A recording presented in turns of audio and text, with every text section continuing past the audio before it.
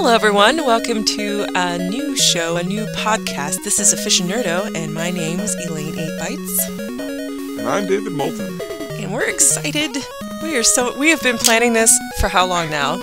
Oh my goodness, it feels like forever. It's been like a month and a half, a month or something like that. We've been literally sitting on the plot lines, at the sidelines, and our hands have been put together, and we've been thrumming them like evil little people. We have an idea, and we should talk about it. First thing on the plate is Aficionerdo or the word aficionado, if you don't know, means to be a fan. Yeah. To be a fan of something enough to educate yourself on it. It doesn't mean to be a professional.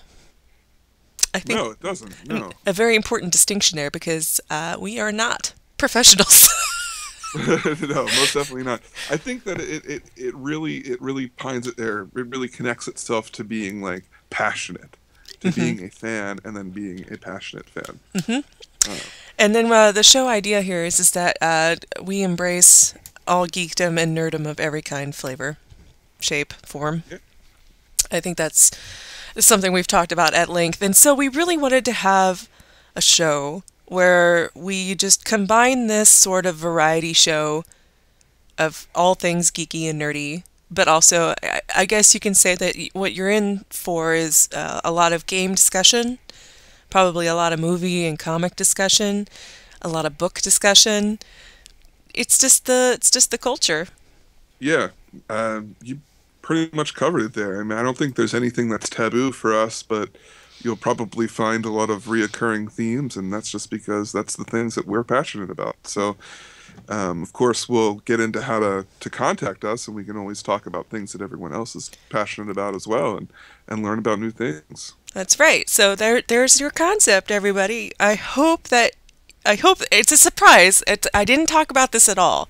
Nobody knew that this was really... I mean, I might have hinted. If you watch my Twitter, you might have known. You might have known. But I didn't say exactly what I was doing. And really what is I'm launching a podcast with David. This is our... Yay! Welcome to Aficionerdo. All right, folks. This is how you spell it. AFIcionerdo.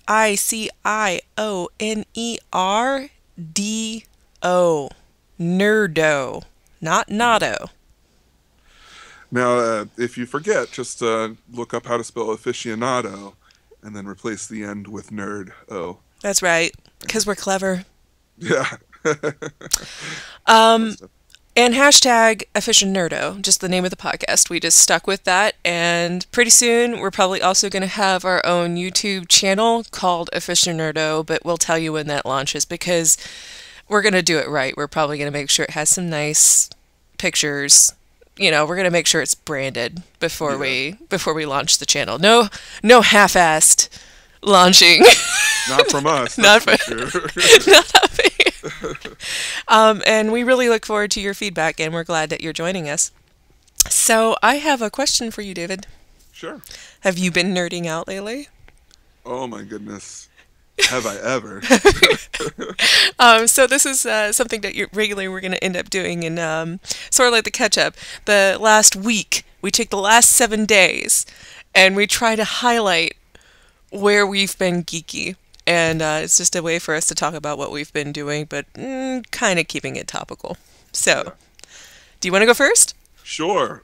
I'm gonna let me just start with what today hit my radar and then kind of took over my brain. Sure. And that is the Superman trailer, the second trailer that came out. What? Who's playing Superman? I don't know. here's and then like everybody groans, like if you're a Superman nerd, you just identified that I am not. I will openly admit that I am not. I mean, I probably am more than most people, but he's my least favorite superhero. And the fact that I see this trailer and it gets me super excited is probably a really good thing, because I don't like him. So this trailer is pretty amazing, made by Zack Snyder, who did Watchmen and 300. Ooh. And produced by Christopher Nolan. No, okay, whoa. How is it that this is off my radar? I feel like I am completely under a rock here. So, Superman trailer, Nolan, and same guy who did 300. Zack Snyder. Are we talking gritty? Dirty? It's supposed to be darker and gritty. When you look at it, you see 300 and Watchmen, like the style I can is really get there. behind that. That's some sweet sound. Like, my mind is kind of putting it... This is kind of funny. Like, I don't know anything about it, but it's like already I'm kind of pulling forth these images of... Man, there's a great line in the trailer where I guess Clark, as a kid, saves a bus full of kids from them all dying.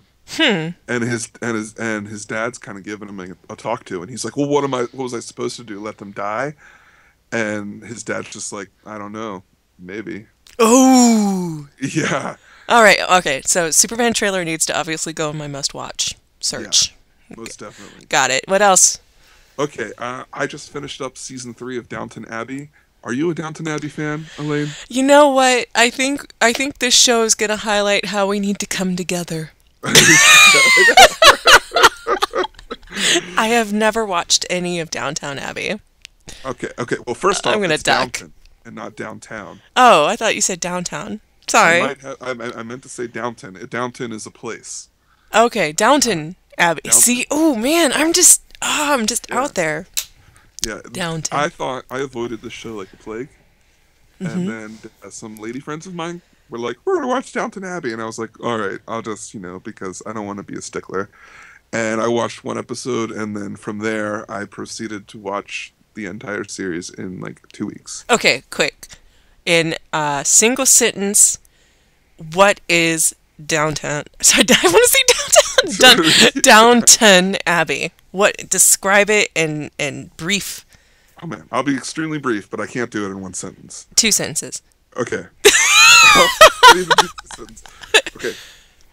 It's about the Abbey in Downton, where the Duke and the Duchess live, and it's in the early 1900s. The show starts off right before World War One, and it's about like the drama that the family has, just kind of like living their lives and adjusting to a world that is changing away from the class system. Ooh. Okay, But so It it's also focuses on the staff that live, like the wait staff that kind of live in the basement. So there's like an upstairs story, and there's a so downstairs. upper class, lower class, sort of. Yeah. So Yeah. how are you watching it? How are you getting access to it? Well, the first season's available on Netflix, Okay. and then I acquired the other 2 seasons via Friendship. Friendship Ways. Yes. Yes. So and how many? You said there's a total of 3 seasons? There's a total of 3 seasons. Now, the 3rd season hasn't aired in America yet, and that'll start airing in January, I think. And this is a BBC? This is a BBC show. Okay. Okay. Fair enough. Yeah. What else? Anything else? Okay, so I'll just go. I mean, I've been playing Halo 4 because I'm a guy, and that's what guys do apparently if they play games. So I'll just go past that because people probably know what that is. But I recently got a nice computer, and I got Sonic Generations, and really liking that. I'm a Sonic fan, and they haven't done Sonic justice in like forever. And There I was a kept hearing- really bad one that was released on the Wii. Like, I heard it stank. Like, Oh, bad. really? Oh, yeah. So, you're saying Sonic Generations is better? Is it a side-to-side scroller, or is it 3D? It's both.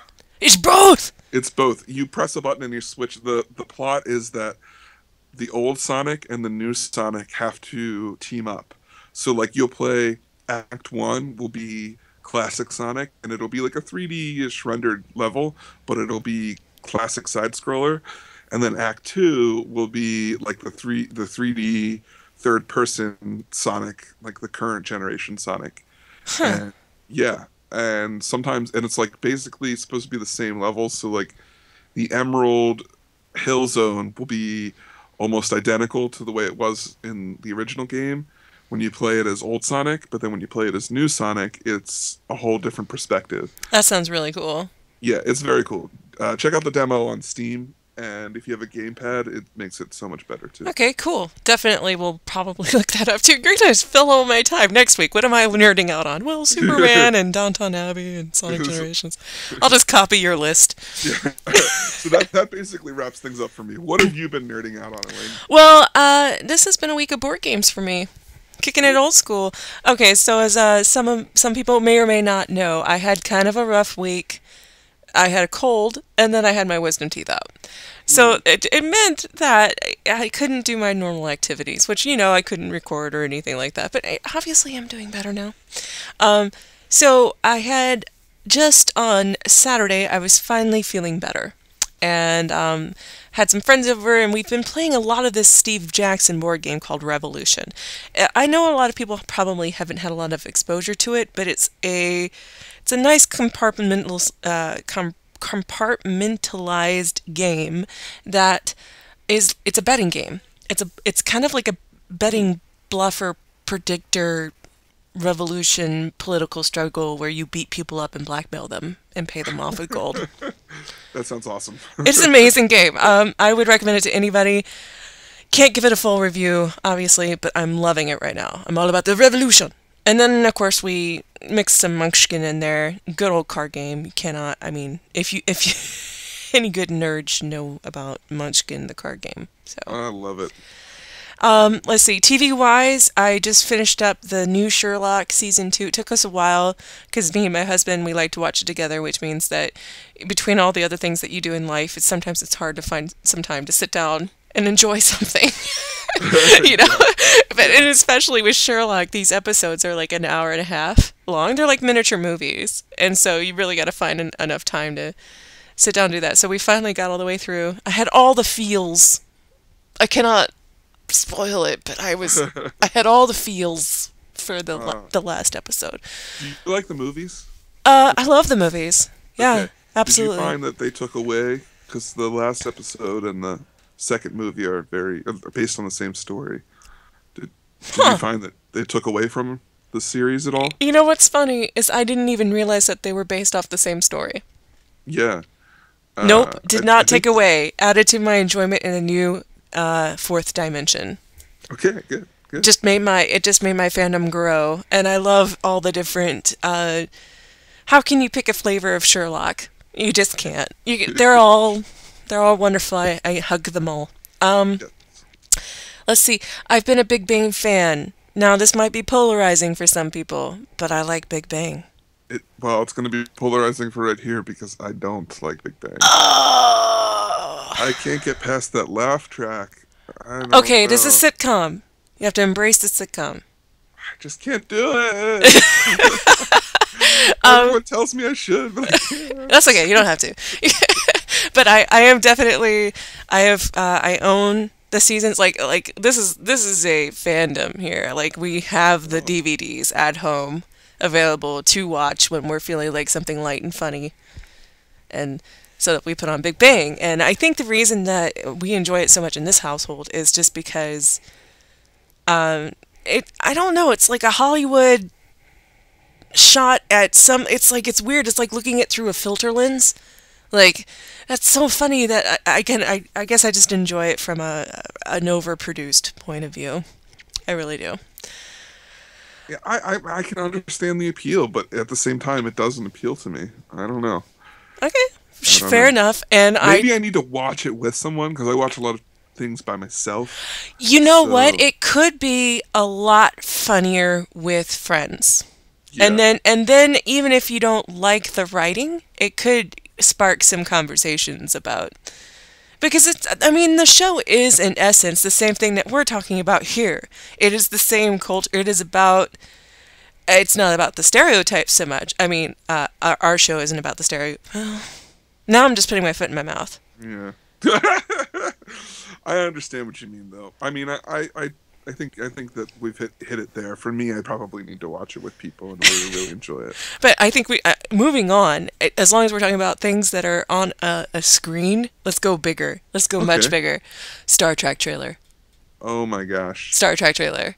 How awesome and not like Star Trek was that trailer? I've died. I am so... By the way, folks, talk about the international trailer and how that's different? Yes, I think maybe we should pause here for a moment and just mention that there are two trailers that have hit the internet this week. They both hit on the same day. They've both soared in view counts depending on where you go. One is American and one is Japanese. The Japanese one has about 5 seconds more footage at the very end of it. And we're talking about Star Trek Into the Darkness? Yeah. Is that right? Into the Darkness? I think it's Into Darkness. Into Darkness. Yeah. And, okay, so if you saw the most recent Star Trek film, you know it has the lens flare. Yeah. Really beautiful actors and actresses, and it's grittier. It's really getting into this era that, you know, this remake thing where let's just get rid of that Hollywood charm and let's just throw it in a mud puddle sort of feeling. Let's make it grittier, and somehow they make Star Trek all shiny and perfect, and then they turn around and they make it Holocaust somehow. Anyway, no, it looks stunning. Well, the extra 5 seconds, they throw homage to The Wrath of Khan. They do. They show it to the overseas audience. Yeah. And they don't show it to the American audience. That has been on my brain more often this week than I thought it would be. I just keep thinking about it. So, folks, first of all, you need to go to Star Trek Trailer 2. And then maybe plug it in YouTube. Like, just go watch it. And then there's this extra 5 seconds, and there's obviously this iconic moment, a pane of glass, Spock on one side, Kirk on the other, and they're touching hands through the glass. Yes. Now, what does it mean? In The Wrath of Khan, that scene happens when Spock dies. Right. So but I don't. Why it's such a big. I think it's a red herring. I think it's a total red herring. Now, I don't know. But for whatever reason, the big question is, why show it to one audience and then not show it to the other? But in the realm of the internet, everybody sees everything. So why have 2 separate trailers of it seems like a phenomenal 5 seconds to not have. Well, maybe The Wrath of Khan was more popular there. It's possible. Maybe they need that to catch their attention. All I know is that I felt like they got a cherry on top, and we did not. That's my feelings. I feel shorted. I get to see the 9-minute preview before The Hobbit Thursday night. Speaking of... Okay, sorry for... Yay. I am quite excited for this movie. I am very thrilled about this movie. Have you heard what is coming out this Friday? Oh my goodness, what might that be, Miss Elaine? I do believe it is a prequel to the Lord of the Rings. By Mr. J.R.R. Tolkien? Yes, the very same. Well, actually, the books were written, but okay. No, seriously, I am. Calm myself down. I have been following his video, Peter Jackson. I've been following his video vlogging. This man, this beautiful director, this person, the whole company, he has been putting things out all over the internet about his making of this film, and it's from a... okay, just go see it. Everybody, just get ready. Pull out your $20. Just put it to the side, okay? And get ready to go reward him for his fantastic work. It's going to be amazing. It's going to be the first film produced in 48 frames per second, I believe. I believe I'm correct on saying and that. Of course, and then also, like, they did all sorts of crazy things with the set and made the colors brighter on set to compensate for the 3D filming and all sorts of things. So are you going to go see it in 3D? Yeah, I'm going. Well, because I'm seeing it in IMAX and you don't have a choice. So. Well, poor you. I'm going to go see it in IMAX theater. I'm not going to be able to see anything else. But, oh my gosh, really? Well, I mean, like, you can't see it in IMAX without seeing it in 3D. So I will see it in 3D in the IMAX, and I will probably see this movie again in the theaters, but at that point I would probably just go see it in like the non-3D digital. I probably am going to try to go see it in 2D.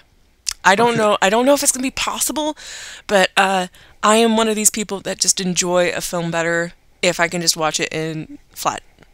Because then right. I'm actually drawn into the movie more at that point, because there's something about that thing, the frame sitting on my face, make it really, really difficult. So. Do you wear glasses? No.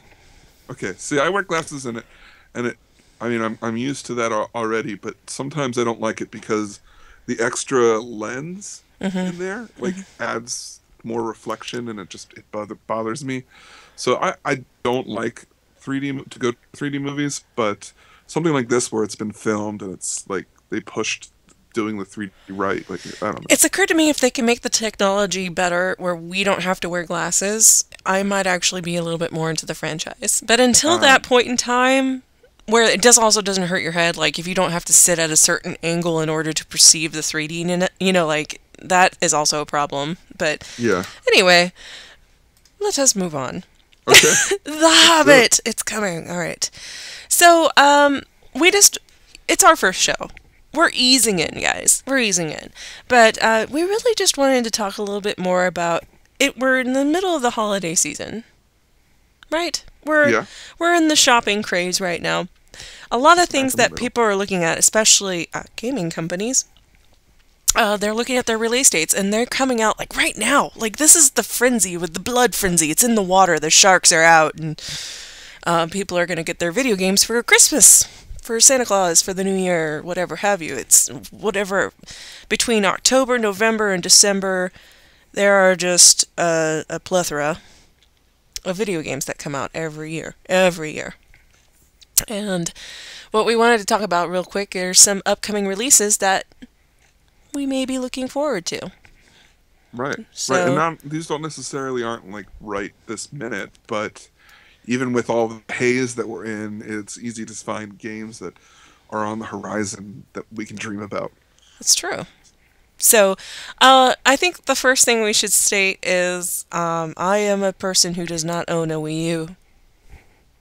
I am a person who does not own a Wii U. And we both want to own a Wii U. Yeah.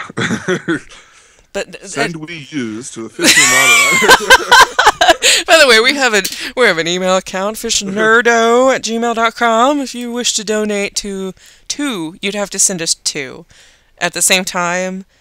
Yeah. And we don't have a P.O. box. So just send us the money and trust that we'll take care of it. That's right. We promised that we would spend it on a Wii U. Promise. Yeah. Promises. and then we would friend each other on the Wii U, and then we would send each other pictures that we would draw on the Wii U board. Yeah. Yeah, exactly. And Google Maps is coming to it, so we could find ourselves on the maps. Yeah. And then we could like screenshot it, and then we would post it up for everybody to enjoy our Wii U's. Yeah. Through the internet. Yeah. That's really basic. The internet's been waiting for you and I to have Wii U's. That's the.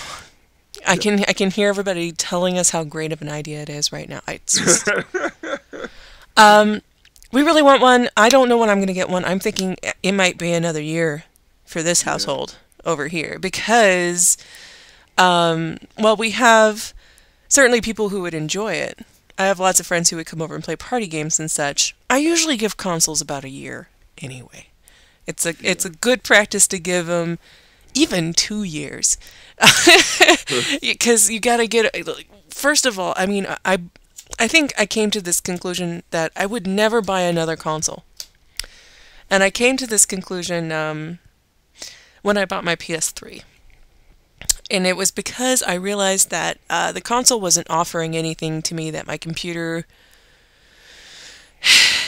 I felt like consoles had finally gotten to the point where they weren't offering me anything that a computer couldn't offer me. Like the gray area had gotten to... The circles have overlapped each other enough at this point, is really what I'm getting at. So then, I mean, I was set. And then, of course, what does Nintendo do?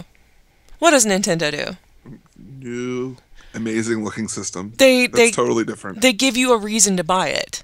Yeah. They give you another dimension, literally. They give you your computer system, and then they give you a tablet that you hold onto, and that tablet is programmed with their computer system in order to give you a third-dimensional gaming experience. Yeah. Asymmetrical gaming is the term that they like to throw around for that. By the way. I think that for you, with a family, the Wii U will probably fit in very nicely. Yes, I agree. For me, I'm sure that I will enjoy it, but there's just not enough like single player stuff for me to like need to go get it now. It's a party console. Yeah, it is. It's very much a party console, or at least a console to be used with other people in the house. I have been a single person with a Wii, and there is no sadder thing on the planet. Like, Yeah. no, seriously, the experience I had with a Wii, and I bought, I lived with my family, and we had a Wii, and we played it all the time. And then I took my Wii with me, and I lived in my apartment alone, and it sat there with 4 controllers and 4 Mario Kart Wii wheels, and it was an expensive paperweight. Yeah. I turned it on every once in a while, but then it was so happy sounding, it just made me sad and alone. And I turned it... Literally, that was the effect. I would turn on the Wii, and I would only think about how this is silly unless I have people to play it with, and it would actually make me feel less connected. Yeah, no, I completely agree. I get that feeling whenever I play my GameCube too, which is another step back. But I'll plug in Super Smash Brothers or Mario Kart Double Dash, and I'll just be like, this would be a better experience if there was somebody else here. Right. Now, when I play my PS3, or even when I play Xbox, I don't get that feeling. And I don't know if that's, I do have access to these things, but I think what the console experience should be aiming for in the future is what Nintendo has pegged it. Yeah. So, Yeah. I'm also a Nintendo fangirl. So you're going to hear me say that a lot, probably. So that just came out. I think we have some games here that we want to mention that deserve mentioning, that if aren't on your Aficionerdo radar, they should be. Yeah, I'm gonna start off with saying, check out SimCity. And when I'm gonna say SimCity, you're probably thinking, oh, the old SimCity, the classic. Well, they've redone the game, and that they haven't given any fancy name or anything. They're just calling it SimCity, and it looks amazing. And I don't know what to think, because it really does look like the original game. And I look at it and I'm like, is this something that I would really sit down and like drop my time into? But then I remember how I used to do that with the other one, and how if it's nice and it's pretty, and maybe some of the game mechanics are beefed up a bit, it could very well suck away a decent amount of time. So when I think SimCity, without fail, I always think of the first version that I played of it, which may have well just been SimCity. And it takes me right back to junior high. Right back to junior high computer lab, actually. So, like, it puts me back in the building, and I'm sitting in front of an Apple or what have you. Probably an Apple. And SimCity, and I just remember residential and commercial and, like, why is there blight all over my city? And then I would be like an evil mayor, and I'd raise the taxes super high and just watch what would happen to the city. If Sims... I have seen I guess you call them trailers, previews, screenshots. This game looks stunning. And if it's anything, like if it can pull you back into that, if it gets anywhere near that old feeling, that old sandbox feeling, which it should, it's a sim game, right? Right. Then it is definitely should be on watch for this game. Do we know if it has a release date yet? I think it's in March. Okay. I'm pretty sure it's in March. March does sound right. So what else do we have on the radar? Well, one coming more closely is a game called Don't Starve. Now, I heard about this because the Yogscast did a Let's Play. Okay. And I loved the way that... You're familiar with the Yogscast? Oh, yes, I'm familiar with those. We call the Yogscast. Well, I loved the way that they introduced their audience to it and themselves. Simon was he had never played it, and Lewis had. And so Lewis just kind of dumped Simon into this world and kind of helped him learn how to play it, but didn't tell him anything about it other than the fact that your character is dumped on this island, and then you just need to survive. So you need to not starve is the big thing. And so it's very I don't know. It looks like a lot of fun, and it's not going to be very expensive. You know, they have enough fans that they probably ensured the success of that game. I think so. Now, you can go and you can buy it now, and I think if you buy it now, you actually get 2 copies of the game. Oh. It's on sale, so you get 2 copies of the game on sale price, and then you get access to the beta, so you can play the beta until it comes out, and I think it only comes out in like a week or 2. So, is this served up on Steam?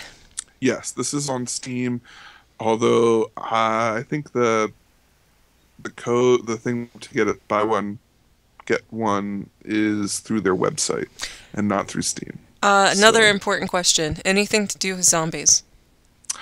I haven't seen any zombies on it, but there is giant one-eyed birds. Okay, so it is survival, not zombie apocalypse. Not zombie apocalypse. Because that would either attract some people or it would send some people for the hills, because some people are getting tired of zombie apocalypse. Yeah, I can see that. I can see that. Well, me personally, zombies without zombies, it's kind of like chocolate and vanilla. I can take either one. That's fine. All right. It's true. At least for me. On my radar, and one that I have been watching for, it feels like forever, never, is finally coming out around the new year. I don't know if it's a January release date. Actually, I do believe the release date is December 31st, now that I think about it. Sorry, folks, it's a PS3 exclusive. It's made by Naughty Dog, and I am talking about The Last of Us. These are the same people who made Uncharted.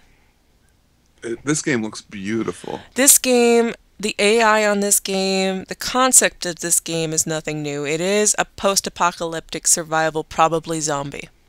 But the zombies in this game, rumored, or at least it seems like they're really downplaying it now. When the game was first in development, they used to tease with these trailers of an ant. Have you ever watched Blue Planet? Yes. I keep going back, and I apologize. I keep kind of moving back from my starting point. And basically, Blue Planet has a segment on the jungle. There's ants that are in the jungle, South America, I believe. And they actually have one of those time-lapse videos of an ant whose brain has actually been fevered, taken over by spores from a mushroom. And the ant at first goes crazy and goes and attacks other ants and affects other ants, and then it dies, and then you see the spore growing out of the ant's brain. This is a real thing. Yeah, I've heard of this. And it's like, what? You know, like evil spores? Anyone? So The Last of Us, apparently the zombies are spore-based. Really? And the infection is spore-based. So it is the same concept. But this was just at the very beginning. They teased us with this. And then they just kind of like, well, never mind about that. Never mind about our zombies. Let me show you our devastatingly beautiful town that is both flooded and covered in vines. And that you have to, it is kind of like almost, it makes me feel like old Tomb Raider games where you have to figure out, it's a terrain puzzler. Oh. But, of course, as soon as I say Tomb Raider, I want you to forget it, because it's nothing like Tomb Raider. Sorry. Okay, so here's what people need to do. You need to go type in The Last of Us, and you need to go watch some of these trailers and just look at how beautiful this game engine is. These Naughty Dog is a gaming company that's quickly becoming known for their quality. They don't put out a heck ton of games, but they do put out quality. So some of their early games were Jak and Daxter. Same people who did Jak and Daxter did Uncharted are doing The Last of Us right now. It's going to be a big game. That's basically what she's saying. It's going to be big. Let me put it this way. I don't have a lot of money to throw around, but I think this is my game pick of the year as the one that I'm buying this season. Yeah, this is my game. This is going to be my $60 pre-buy. I'm going to get it as soon as I can get my hands on it. And I'm not one of these people. I'm going to underline this and we can move on. One of the compelling things about this game is the AI. You do have a sidekick. It is a single player experience, and you do have an AI sidekick, okay? But from what I've understood about this game, this AI sidekick is not worthless nor in your way. It's supposed to be very integrated. It's supposed to be, I can't call it seamless. I haven't played it yet, so I don't want to overhype it. But I am very, very impressed with what I've seen, and I cannot wait. I cannot wait. I want to play this game. That is a big bill to fill. Well, I'll just tell you all what I think about it in a few weeks, probably. I'm sure you will. So what else should people look out for? Well, GTA 5. Are you a Grand Theft Auto fan? Why, yes. I've heard of this thing called Grand Theft Auto. Okay, I'm a dabbler. I like the games, and I'll sit down and play them for a couple hours, and then I will never touch them again. Oh. I know. I don't get the full experience out of it. There's too much to do, and I just don't know what to do. Okay, so okay. I get to a point, and I'm just like, okay. Let me put this to you. You got some Guys Night thing. Do you have a podcast called Guys Night? I mean, it's part of your Landcast. You need to get your guys together, and you need to have, like, some brewskis, and you need to sit down, and you need to enjoy some GTA. Okay. All right. So this is another one of those things that I need a group of people to really get into. Not true. The game does stand very well as a single-player experience where you just guffaw by yourself, I'm sure. I am speaking about GTA 4. That's the one that I most recently delved into and enjoyed. But we're talking about GTA 5 is coming out. Yeah. There's a trailer that I want to point people to. It just go to search engine of choice and just type in GTA 5 trailer 2. Trailer 2. Trailer 2. And it is one of the funniest game trailers I have seen in a long time. No, I haven't seen it. It struck my funny bone. All right, well, then I won't say much about it. In fact, I won't even spoil. I think it's a very enjoyable experience from beginning to end, and then you'll get to the end of that, and you'll probably wonder, like, this is going to be a great game. They sold it with trailer 2. I'm gonna check this out, and then I'm gonna get sold, and then I'm gonna get this game, and then I'm gonna be like, Elaine, I need to get a bunch of people together to play GTA 5. That's right. That's right. So. And with your beverage of choice and just generally, aren't all games better socially? Yes, I would probably agree with you there. I can't think. I mean, I suppose some scary games might be scarier if you're alone. They might improve with aloneness. Maybe. But I think you could generally say that. But anyway, folks, GTA 5 it's not just us saying this. None of these games have made it up, not SimCity, Don't Starve, The Last of Us, GTA 5. These 4 games have backing. It's not just us saying it. These are really highly anticipated games. Keep your eye on it, and you'll probably enjoy them. I agree. Chances are good on the higher side of the scale, like an 8 or a 9 or a 10, probably. Yeah. Says me. Aficionerdo. I concur. Elaine. Shall we move on to some of our suggestions for internet consumption? Yes, I think it's this is how we're gonna kind of wrap things up. I think we're gonna talk about this internet thing, this culture thing that we're all in, and how we interact with it. So those are games, and that's our game discussion. Thank you for joining us for that. So right now, I've been on a podcast search. I go through this every once in a while where I just go hunting. I don't know how often anybody does this, but personally, I reach this point where I just pull up any search thing, either iTunes or Google or what have you, and I will just plug in a subject, and then I'll put podcast after it and see what happens. And I stumbled upon, it will get me to the more popular stuff pretty quickly. I stumbled upon one called Critical Hit, and it is Major Spoilers podcast, and I need to shout these people out. They have, nearly 200 podcasts. I have not listened to them all. I started somewhere, this is a discovery in the last 2 weeks. I started somewhere around 150. And what they do is they literally just record their gaming session. But some of you might groan and be like, "Oh, that's probably really horrible," but they're actually doing a really good job. They edit it. Huh. They kind of strike a medium balance between having you listen to the game mechanics in the battle. They have some discussion, but for the most part, it's just their campaign. So I think part of the reason why they're so successful is the major spoilers people.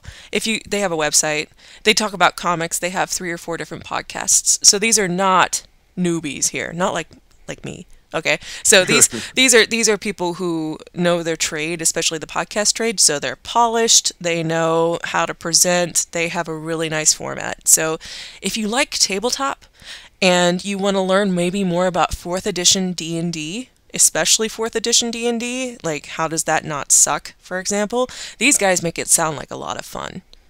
So they've completely changed my mind about that gaming system, for one, but also they're just it's a really great story. I'm enjoying it like any story release, episodic, seasonal thing. Story time. And it also it just reminds me of great gaming groups I've had in past, especially when I'm kind of in a lull right now. I don't have my tabletop group. I'm just getting into tabletop gaming, so I think I'm going to check this out and just kind of get a little bit more experience of what the culture is like. So that's Critical Hit, a Major Spoilers podcast. And if you want to start anywhere, just try to find the start of a story arc. Now I kind of regret that I don't have a podcast number to send you to, but they have them all there. And you can get them through iTunes, but also if you go to their website, they have it all there in forums and blah, blah, blah, blah, blah, blah. So, got it. Got any recommendations? Just a quick chime in, since this is our first episode. I do have another podcast that I have been doing for almost 4 years called The Langcast. So we have a little over 200 episodes, I believe, that people can check out. And we focus on people making a difference in their community. Mostly, you'll find it's based around my area, which is Lancaster, Pennsylvania. But we are nationwide and actually worldwide, I guess you want to say. So we've had some out-of-country and out-of-state guests involved. But if anybody wants to learn more about me, you can go to thelangcast.com and check out my podcast. And I listened to that one too. Big surprise. But, I mean, how else I met him? Or, anyway. So, Landcast, very good. And you should add that, guys. You should add that to your list, especially if you're listening to David now. Hint, hint. Hint, hint. So, one thing that I want to do is I'm really into webcomics. So I would just like to highlight, when we do this, a webcomic that I think is interesting at the time. Right now, I've just discovered one called Two Guys and Guy, and it's about 2 gentlemen and a lady by the name of Guy. Oh. And it's not episodical. I mean, they have a couple times they'll have a storyline, but it's more just kind of like one-off gaming or science-y kind of jokes. Like, I think one of the guys is a science character, and the female is usually the snarky, like, punchline deliverer. As she should be. Yes, of course. And that can be found at www.twogag.com. And it's quite humorous. So go and check that out and peruse their catalogs. I think there's 3 strips a week. So I think it's a Monday, Wednesday, Friday rotation for them. So. I'm going to check that out. I'm not aware of that one. I'm going to go look. By the way, we're not sponsored by these people. I feel like I should say that. We're not sponsored by these people to say anything that we're saying right now. Wait, you're not? I thought I was. Oh, man, you need to... Oh. I got to check with my lawyer. We'll talk about that later. Anyway, something topical. Maybe only in the small little bubble that has the intersection of things that David and Elaine care about. But that's not true. I think quite a few people share fandom with Shawn V. Martin. So, a little bit of sad news is that he's ending 5 things. Or it's ended. He's done with it. He's not. Yeah, I can completely understand his reasonings. And that's just that, life moves on and you get busy and you don't have as much time or your drive can run out for things such as that, and a show of that caliber, I'm sure it takes forever to produce. You know, something that I realized, I kind of heard it when he was talking about the announcement, but it didn't really sink in until Ron said something. This is Ron Smalek, Minecrafter, map maker. I've done other side projects and probably will have him as a guest. Most assuredly, you guys will be hearing Ron's voice again soon. But he said that it's going to leave him more time to do more creative products. And if Shawn, if you're listening to this, I'm sorry if it feels strange that we're discussing you, but we're just fans. We're a fan of your work, and your 5 things was as good as anything that, you know, was also produced by high-end YouTubers. And I think that's the phenomenon we're talking about here, is that when somebody is of that high of a quality and feels that, I mean, I don't know, should I just call it for what it is? I mean, if in a world where if Shawn had gotten the viewership and the backing from his audience, he probably wouldn't have quit. Yeah, I think that you're right. Now, will he say that? No, he doesn't need to say that, and nor, I mean, maybe he will, you know. But that's up to him to say. I'm kind of dancing around the point here. I just don't want to say it one way. It's not my show, but I will say from my viewpoint that if he had gotten the backing somehow, if the momentum, now is it a failing of his audience? I don't know. It's that thing that happens to people for whatever reason. It didn't happen to him. Yeah. And he didn't get spotted. He didn't get found. He didn't get tweeted enough. He didn't get pulled to the side by the one person who had 1 million viewers. And, you know, he didn't get a shout out from, I don't know, Wheezy Waiter or anything like that. He didn't get a shout out from Yogscast or right. Like, right. I think some people get lucky and they get shout outs from Hank Green or John Green and they're made. You know, they were made, you know. Yeah. For whatever reason, that didn't happen for Shawn, or if it did happen to Shawn, it didn't happen enough. So I guess it's that. Well, I think we need to point out he's not done forever. No. With YouTube, he's just, the show 5 Things has come to an end. Well, I think it's also a time issue, and we don't want to make him sound like a quitter because he's not. Oh, most definitely not. In fact, let's talk about the positive side. Sorry, Shawn, we're not trying to make you sound like a quitter, and we're not trying to say that that's what you were out for. I just reflect on it, and this is me as a fan going, why, why? But on the positive, here's what I think is my bet. Shawn, if you're listening again, my bet is that we're going to see more of the clones. We might see more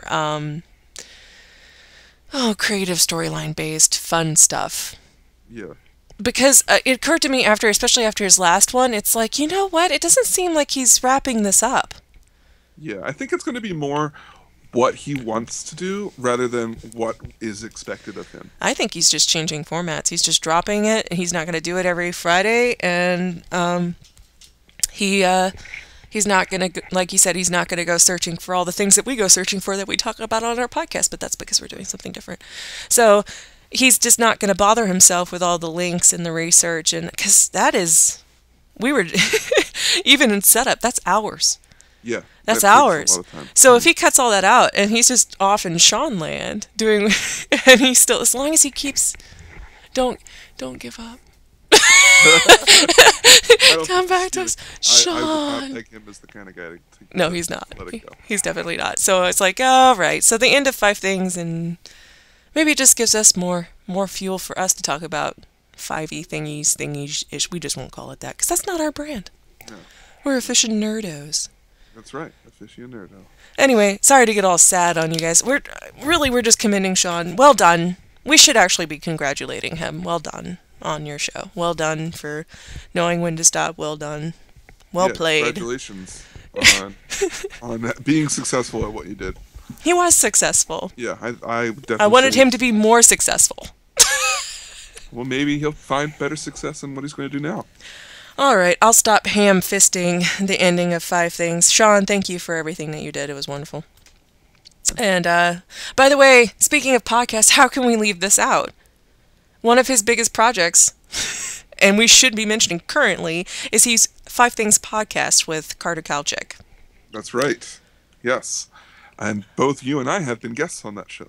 Yes! And that show is still happening, and they tend to talk about electronics, gadgets, sometimes, most recently, the way politics work, not politics themselves, but the function of politics. That was interesting. Carter talked a lot about that. And horror. Yeah, horror. Horror. Gross things. And pizza. So they're a nice variety show. I've never gotten bored of whatever they choose to talk about. They're just two great guys who just talk about stuff. Yeah. So let's talk about what might be coming up next week. Okay. Next week, we are going to talk about games, family time games that can help you introduce people to gaming, and we're talking board games and all types of different kinds of gaming. So family gaming and group gaming, and what's good for them, what's not so great for them. Mm-hmm. Also, I think we were thinking about maybe doing a holiday movie. Yes. Well, we obviously, unfortunately, everybody's, I can't talk about The Hobbit next week. I want to. But we're going to put it off at least 2 weeks because I'm not going to be able to get to the movie theater soon enough to talk about it. But we should watch it. We'll pick a holiday movie. We'll pick one, and we'll just holiday movie. Good, bad, worse. In fact, people who have joined us for this first, what do you call the first of anything?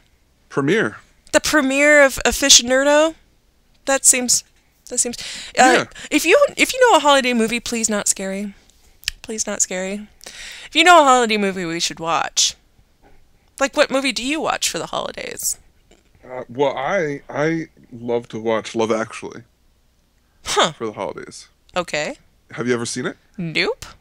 Well, there you go. All right then. Yeah, Love Actually. that was easy. But no, really, if the people who have listened to us this time around, if you have a movie that you would like us to discuss, type.